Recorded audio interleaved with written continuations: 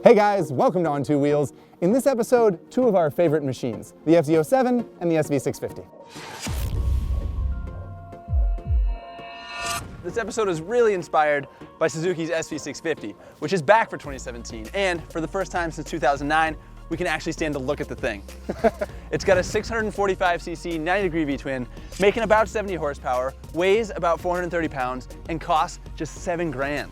And you can't really talk about the SV650 in this day and age without talking about Yamaha's FZ07, a motorcycle that was aimed squarely at that hole in everyone's heart that the Gladius left behind.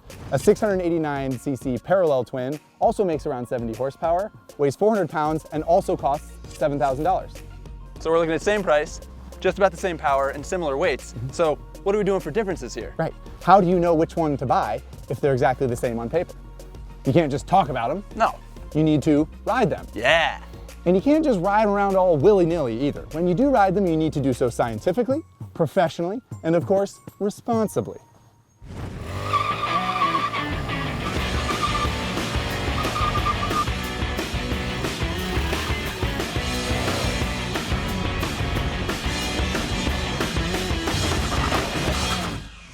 Okay, right.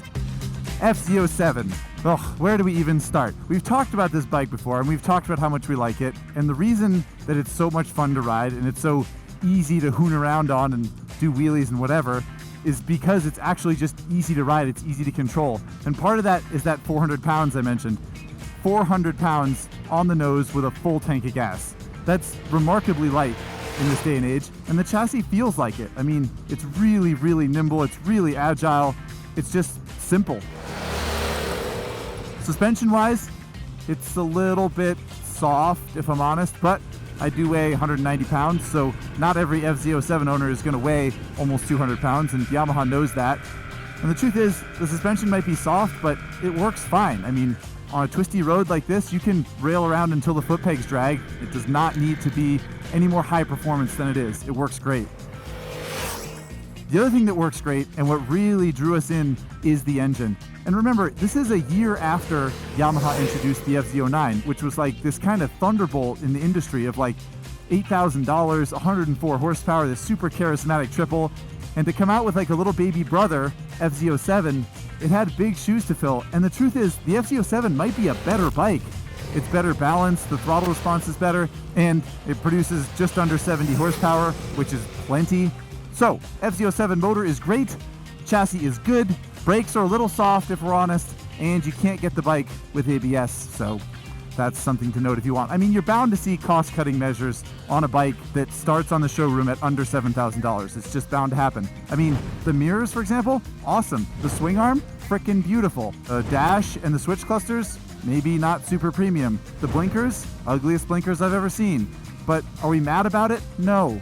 Because the base price of $69.90 and all the fun you can have on this bike, there's no reason to be upset. So we're spending all this time talking about the FZ07 even though this is the SV650 episode. Why? Well, because they're direct competitors, and the FZ07 might not even exist if it weren't for the SV650. Yamaha introduced the FZ07 in 2015, but Suzuki introduced the original SV650 way back in 1999. And when they did, the bike was almost immediately a success. It had a great V-twin engine with lots of character, and it was super versatile and fun to ride. Then in 2009, Suzuki beat the hell out of the SV650 with the ugly stick and released the Gladius. It sort of ended the rule of the SV650. But for 2017, they've brought the bike back, and they've restored it to some of its original styling. It's got a round headlight again, it's got a totally redesigned gas tank and tail section, and it's got a lot less plastic on it. They also updated the motor. They changed the piston rings, they changed the airbox and the injectors, and the exhaust, and all this is said to give this bike 4 more horsepower. 70 horsepower doesn't sound like much, but believe me, it's plenty to have a good time. Besides that, it's back to being the SV650 we have always known and loved. I've owned 2 of these bikes, and I would buy one again. I would buy this bike. I mean, it's narrow between your knees, it's super agile, feels really comfortable on the side of the tire.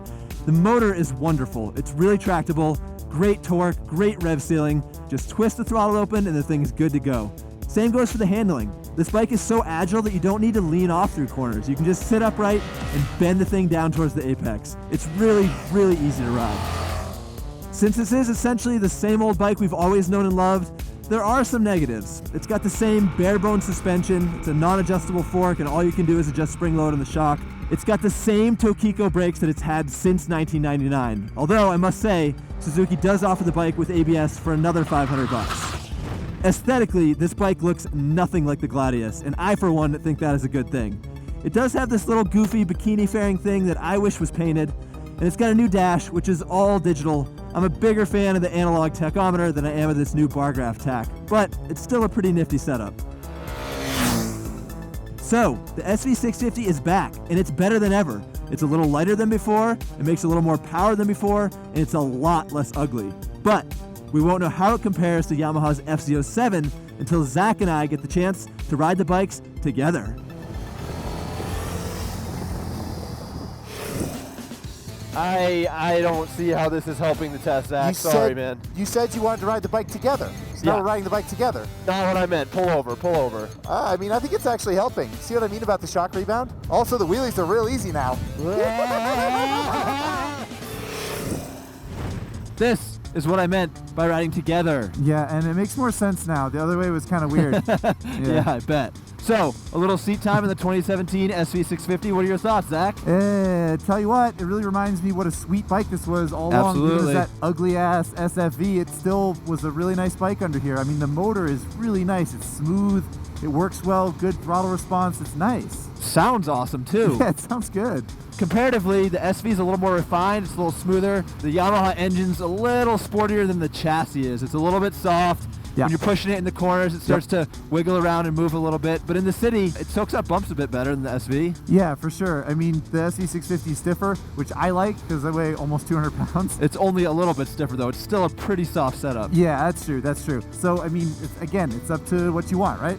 Yeah. And I mean, the suspension's soft in the FZ07. The brakes are a little bit soft, too. I mean, they're totally adequate, but the lever's a little spongy. You don't get a lot of feedback or power. Yep, the SV650 brakes are definitely better. No question. A lot more power. Another thing about the SV650 that I like being kind of a tall guy is that, as you said earlier, it feels about 10% bigger. Yeah, it's just a little bit larger. I mean, it fits me just fine, the FZ07, but you said that I look kind of funny on it, so... You look kind of funny anyway. Okay, well, fair enough. All right, so we got to ride these things all day. We learned a ton about them, and we had a good time. Yes, we did. But, as usual, it does leave that one big, burning question. And that is, which bike is better? The good news here is that you can't make a bad decision. Yeah, and that sounds like a cop-out. We know it sounds like a cop-out. You wanted to hear, this one sucks, that one's great, end of story. It's not the case. So, Ari Henning, which one would you have? Man, the beginning of this test, really thought the FZ07 was the way to go. I really like what Yamaha has done with this bike, but I gotta say, I think I'd spend my money on the SV650. I've owned two in the past, and it still tugs at my heartstrings a little bit. Yeah. I don't know. And that's funny because I would get an FZ07, but when I think about it on paper, I don't really know why, because I like the SV's round headlight better, I like the brakes better, I like the suspension better, it fits me better. I like the character that bike has. Totally. And you know what? When it comes down to it, I feel like it's really just two issues. You've got style and you've got personality. So it's which one do you think looks better? And there obviously is no wrong answer there. That's a very personal preference. Yeah, and when it comes down to personality, the FZ07 is rowdy, it's rambunctious, it's a little bit more exciting, it crackles a little bit more. Yep. The SV is a little bit more refined and has more time to be developed. All right, well, I hope that makes your decision easier if you're in the market for either of these two bikes. But you know what? That's it for this episode of On Two Wheels. Yeah, hopefully that clears everything up for you. So please, subscribe, comment below, and we will see you guys next time. Oh, you're getting sweaty. Sweat spots, baby, sweat spots. Sweat spots are a little old thing you can suck on to get the salt back. And energy up, and not that hungry, and really happy to be here. Yeah, and you can get them with ABS, $500 extra. That's a nice feature. That's a nice feature to have if you're a newer rider and you're gonna suck on the brakes. Like it, you know, almost died. It would Almost have been died. perfect. Getting a lot of shadow, and I don't know if there's any more overpass. You better pick that chip bag up, man. I saw him. He looked like he was gonna drop it. We gotta turn around.